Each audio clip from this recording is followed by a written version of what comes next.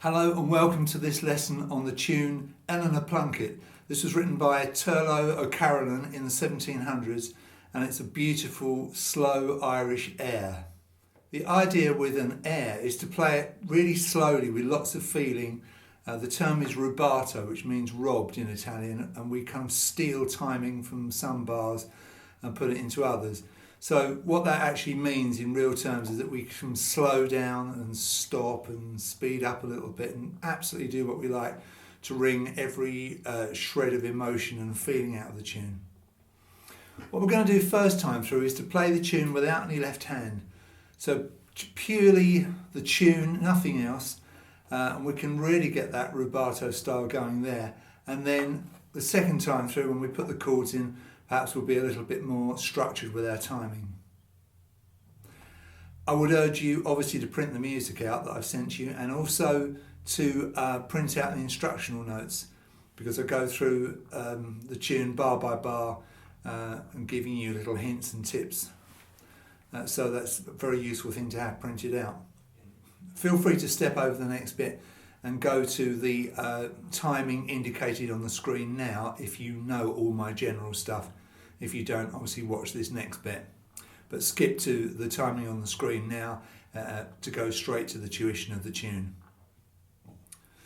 So some general stuff to start with. On my music, if the tune is in the key of G major, all the notes on the G row have a normal head and all the notes on the D row have a diamond head, and so that you can see at a glance which row the note is on.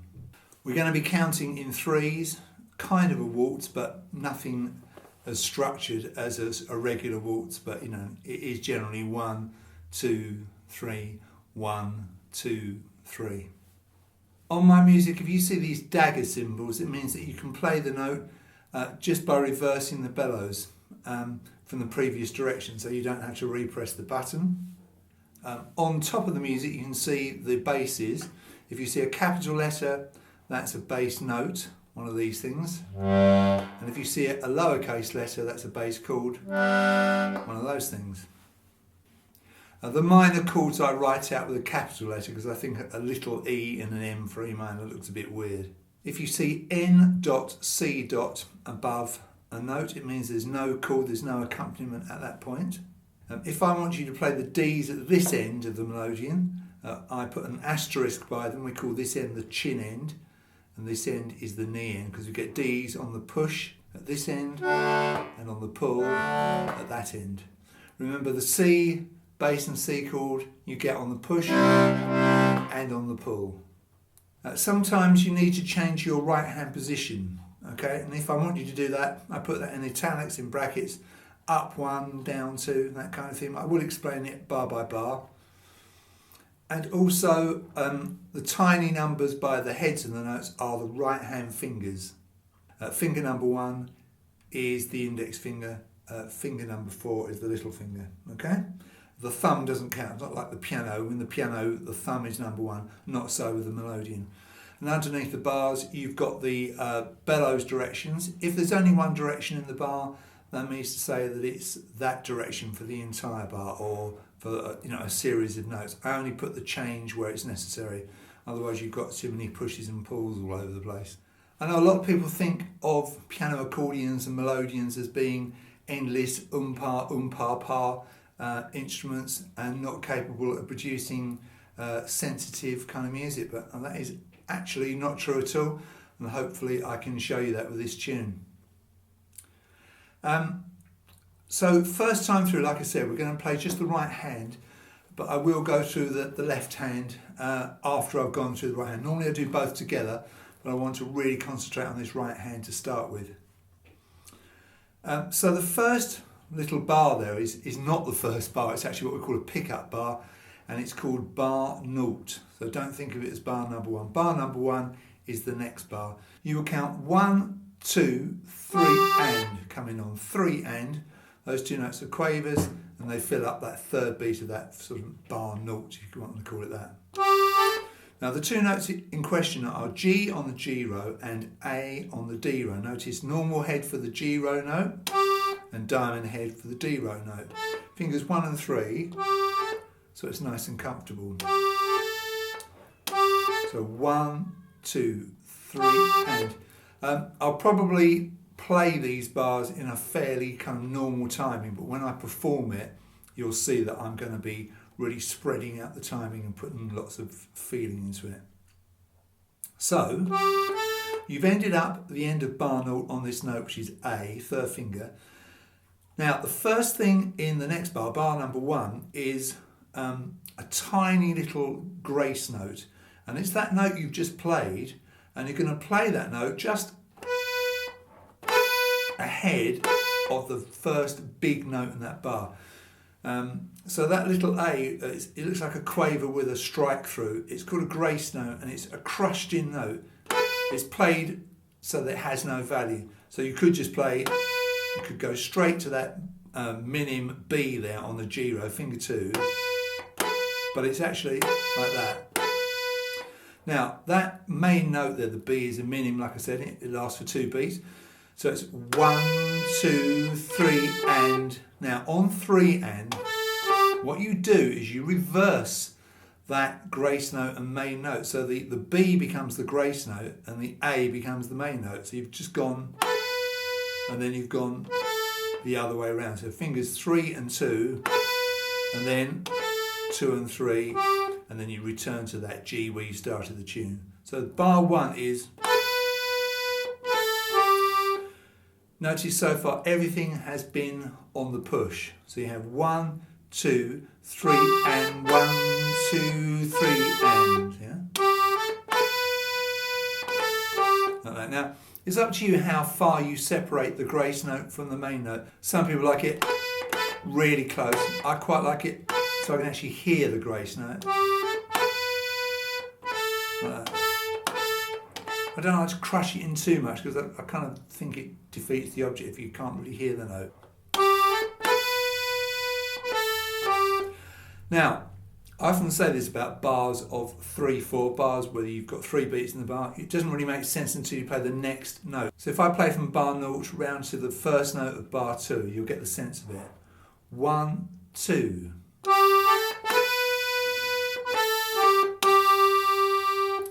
Now in bar 2 on that next stave, you've got the note G, again, this time played as a minim. A minim, you recognise it by looking at the head. The head is not filled in. That's a minim and it's worth 2 beats. So it's the first 2 beats of that bar.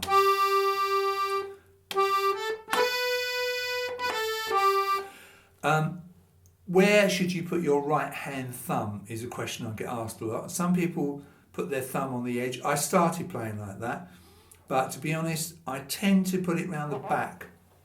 So let's turn that so you can see it, and about, you know, an inch or so inside. Some people call this the Melodeon death grip, in honour of Star Trek, I think. But you know, for me, it's a comfortable way to have my thumb. Talking of comfort, you probably noticed I've got a pretty weird strap arrangement here. It's something my wife and I came up with. I'm a 2-strap person. Some people play with just 1 strap. Some people play with no straps, unbelievably. I play with 2, and I've got a back strap on this. And getting comfortable is the most important thing before you even think about playing this thing. Sit up straight in a comfortable chair. I've got an office chair here, no arms on it. It's very comfortable. Make sure your feet are on the ground, and make sure that the Melodeon is at the right height. Some people have it really high there, some people really low slung. I mean, obviously we're all different shapes and sizes. I'm certainly not a standard shape person. I'm very, very tall.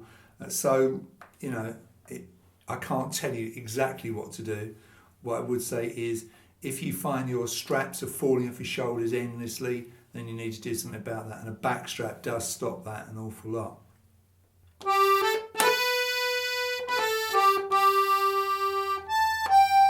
Now, quite a big jump there, isn't it? To these last 2 quavers of bar 2. It says down 2, meaning that the whole right hand position is moved down 2 buttons. It feels like quite a jump, doesn't it? And we're going to play this A note on the D row, which on my Melodeon, which is a 4th button start, is 3 from the end. If you've got a third button start, it will be 4 from the end, okay? Little finger, still pushing, everything on the push still. And then it says up 1. Now the third finger would fall naturally on that button, okay? Let's get my other fingers out of the way. So you have to come up 1 to get the G on that G row. So it takes a bit of practice, that bar. Try and get my other finger out of the way. Timing is 1, 2, 3, and, okay? We'll go back to the beginning. It's often a really good thing to keep recapping, keep going back.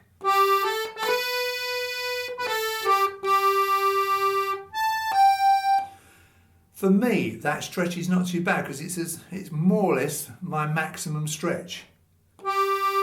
So I know if I've stretched as far as I can comfortably, I'm in the right position. Now I've got very long fingers, so it may not be the same for you. You might have to actually physically move down a bit more. I can do it without actually, moving my overall position. You might need to physically move your hand down to get out. So far, like I said, everything's been on the push.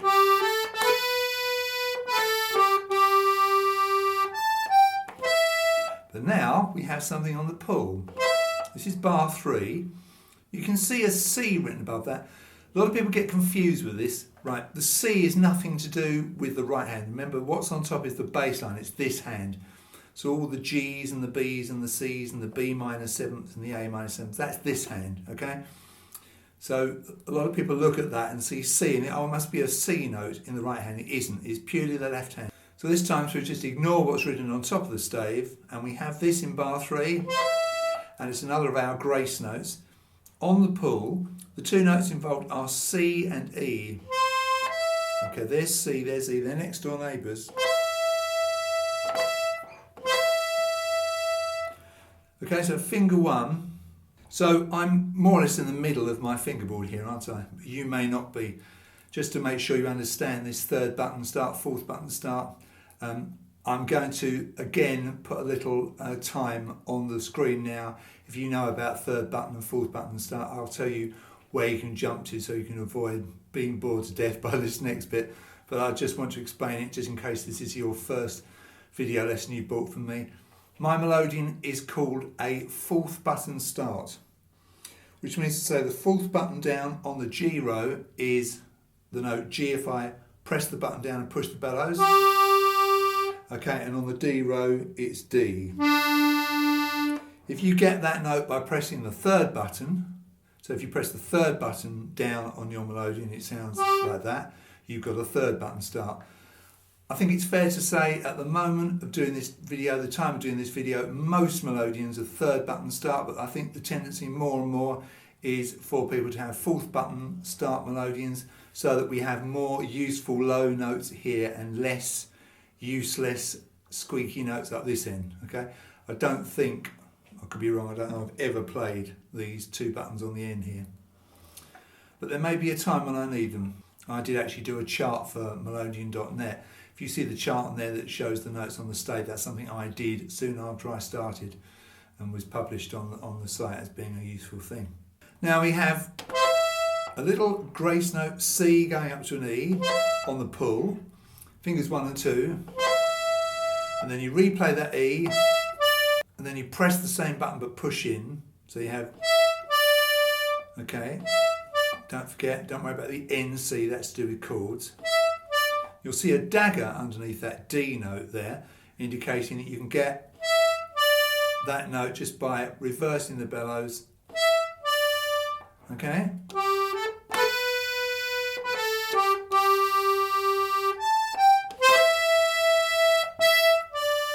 Like I say, I'm playing it pretty uniform at the moment. I'm going to make that a little bit more expansive when I play the tune through. I'm going to play the tune through from the beginning.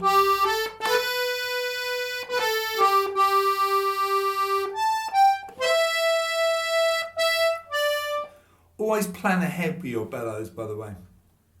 Obviously there's quite a lot on the push to start with, so start with the bellows pulled out, a fair way, not ridiculous, but about there is probably about right for this Hohner Erica. Notice I'm using this Melodeon. I've got a few Melodeons. I'm using this one because it's got two reeds, it's two voice, and it's got a lovely warm sound, which I think is nice for this tune. My little lightweight one reed Lily is great for my Morris stuff, but it's not a particularly warm sound, so that's why I'm using this Melodeon. I think it sounds good for the tune. Now, let's go into that and play the next bit.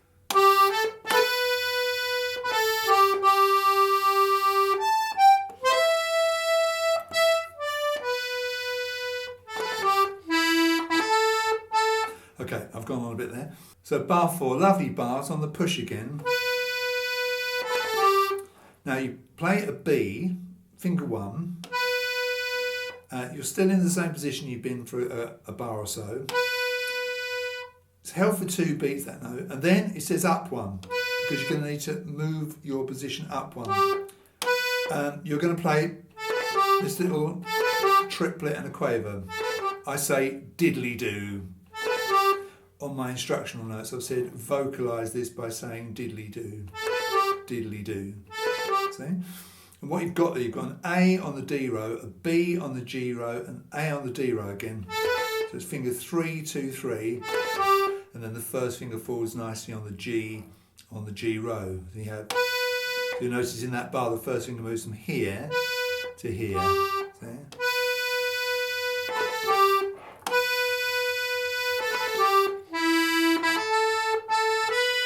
And in bar 5 you have an E. This is the only place you can get this particular E note on the Melodeon, on the DG Melodeon anyway.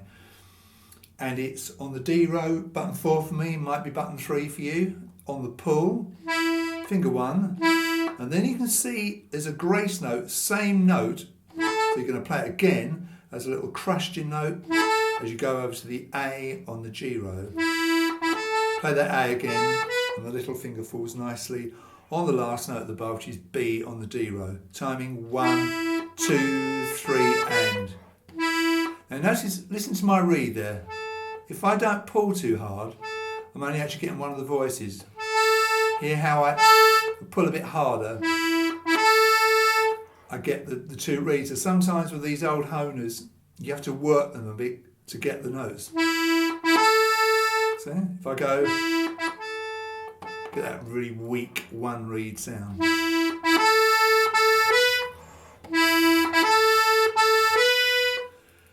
And then, lovely bit here.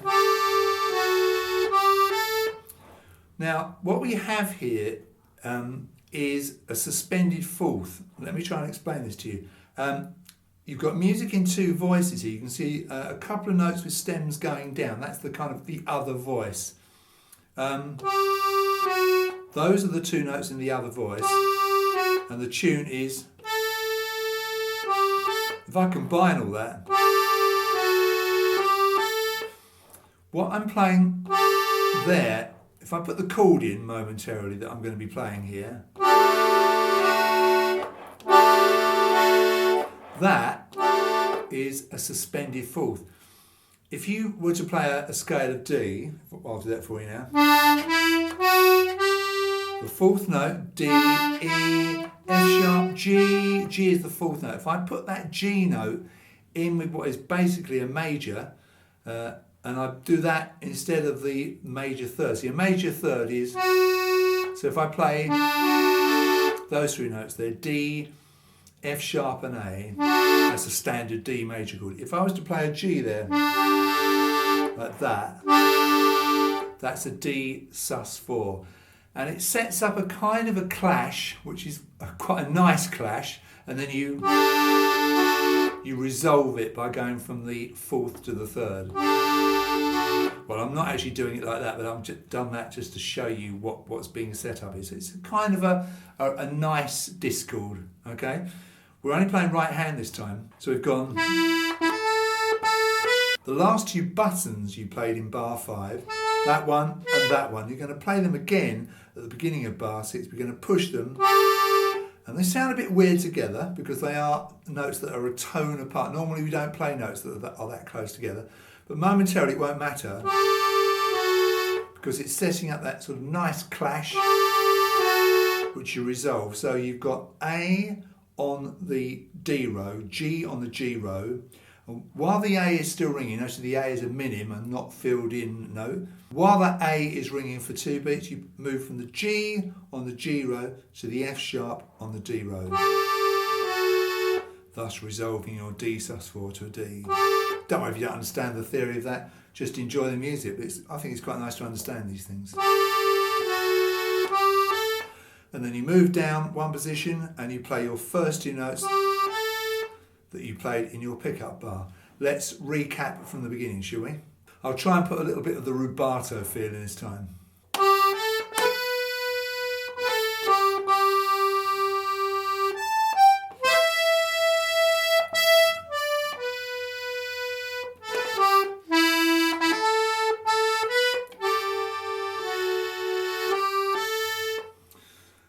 It's rather nice, isn't it?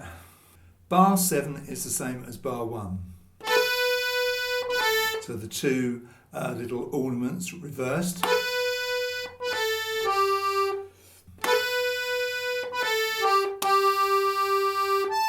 And you can hear that bar 8 is the same as bar 2. And bar 9 is same as bar 3. And bar 10 is the same as bar 4. Okay, and then bar 11 is the same as bar 5. So in other words, cut long story short, bars 7 to 11 are the same as bars 1 to 5. So we go to the next page and to bar 12. And this is the note of A. This first time around, if you like, this was the kind of D sus4 thing. It's much easier this time. It starts on this note A minim on the D row. And when we played bar number 6, we played a G and an A at the end of the bar. Well, we're doing the same thing here, but an octave higher. So we're coming down 3, quite a jump down to here. It's my 3rd note from the end, might be 4th note for you. And I'm going to pull. And I'm going to use finger 4 on that note. That is the note G. And then I go to the G row, in position, finger 3, still pulling, that's the note A. So I have finger 4 there on that low A, and then finger 4 moves quickly down to that G there. Now, the buttons you just played when you did, you're going to play the same 2 buttons, but on the push and faster. You've got the A as a grace note. It's a little bit tricky because it's finger 4, finger 3. There's a bit of practice to get some strength into that. So on the push, you have A on the D row, B on the G row. For me, it's the 3rd button from the end of both rows. Could be 4th button from the end if you've got a 3rd button start. So you've got. So having done that little grace note and the first crotchet, this is on the push. Return to the D row, play the A again. And come back to the G row, play the G note, finger 2. And then you come to the button above that on the G row, pull out to get the E, and then push in to get the D. Notice the D has a dagger underneath it because it can be played by the reversal of the bellows. And then again reverse the bellows into bar 14 to get that E, which is a minim. And what I do here is quite weird and quite, well, I think it's quite nice. You might not like it. I'll show the alternative if you don't. I go. Now, you can hear what you have there is a kind of a clash of. I like this. If you don't like it, just go. Separate the notes out. It's purely, perhaps, my weird taste. So what I'm doing there, I'm replaying that E that I just played as a minim. And then I slow right down, hanging onto the notes. I play the E. The button below that, still pulling, gives me F sharp. And then I have to move my 3rd finger. I mean, I'm saying down 1, but of course it's only the 3rd finger that's moving into that down 1 position. Again to that 3rd button from the end to get the G. So that momentarily then I have those 3 notes ringing together. The E, the F sharp and the G. And then just play the note normally again. I'm into bar 15 now. Go to this note here, 2 buttons above that, push in to get the D, and then come back to the G pulling. We have a triplet here, a G and an A and a B. The way you would count this bar 15 would be 1, 2 and 3 and there, because you get that staggered triplet at the end there. So you have. So let's start from bar 13, get the feel for that.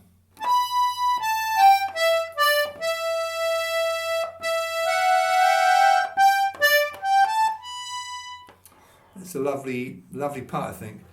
And it says our tempo above that second note of bar 15. Our tempo means resume the normal speed after a diversion. So we've obviously slowed down for my weird kind of overhanging bit and then pick the tempo up there from that G. So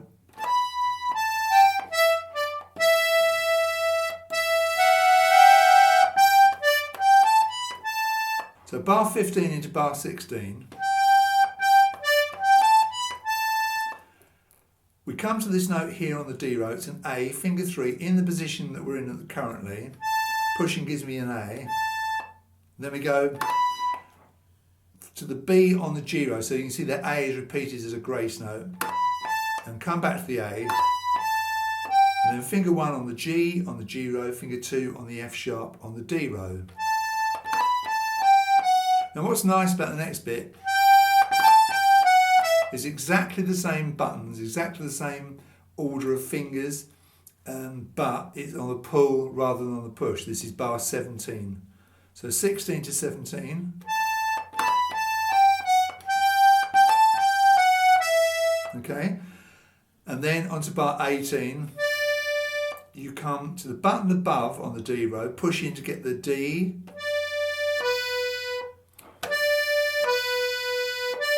Now, you have to move up 1 to get this note of B on the G row, and then you come back to the D that you just played. So it's sort of up 1, down 1. It's a bit of a weird, awkward bit of fingering, but I think it's the best way to move into the next bit. I'm looking ahead to bar 19. Glorious example there of a bar of 3 that doesn't make sense on its own. You've got crotchet, dotted crotchet quaver, so it's counted 1, 2, 3 and 1, 2, 3 and then you have in bar 19, all on the D row, you have E played as a grace note to go to them. Again, quite awkward fingers 3 and 4. I should say that if you find these grace notes really hard, just leave them out. Just pretend they're not there and just play the main note. In that bow, just play like that instead of. It's absolutely fine. Only you know what you can cope with. I'm trying to cater for, beginners and sort of improvers here. If you're an improver, then you should try and do that grace note, and if you're not, then don't worry. Okay, so let's go from bar 13 down to that point.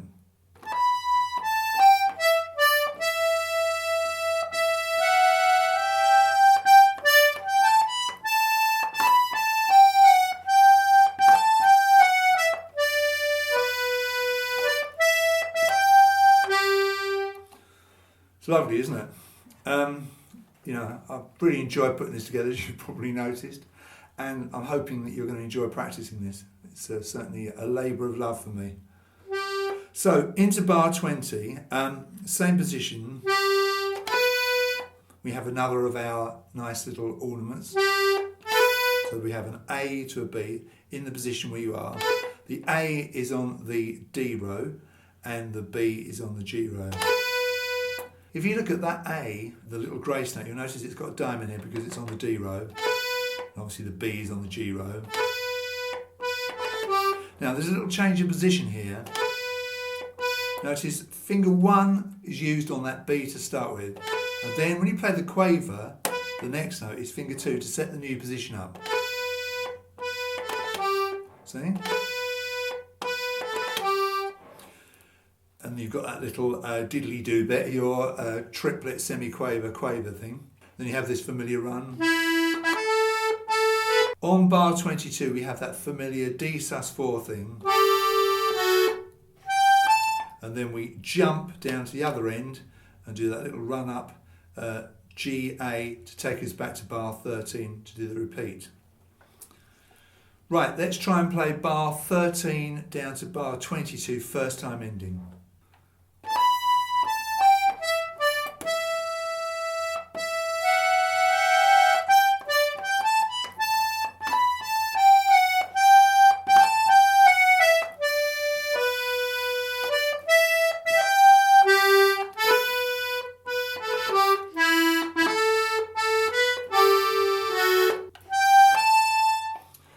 Okay, so that's that little section, and then you repeat, like I say, from bar 13. But this time when you come down to bar 22, don't play it, play bar 23, go on to 24, second time ending. It is your sus4, but this time we're going to go, going to hold each pair of notes for 3 beats. And in fact, what you do is you play the A and hold it for 6 beats for the 2 bars, bars 23, 24, and do the G to the F sharp. The G is held for 3 beats in bar 23 and moves to the F sharp on bar 24. So you have 1, 2, 3, 4, 5, 6. And that is your first time through, just right hand. I'm going to play this through. I'm going to make a different video, a new video for adding the bass because it's such a long video. You may want to, switch off, have a cup of tea. That's a good bit of advice generally anyway when you're practicing. Don't go on for hours and hours. It's something I still do. I forget and I get really tired and achy. If you're learning this and you're not a particularly experienced player, I would certainly just practice this right hand first before you even think about adding the bass. That's why I'm going to do a separate video on it. But it should be available at the time of looking at this, so if you want to go straight onto the bass you can. Anyway, let's play this right hand through.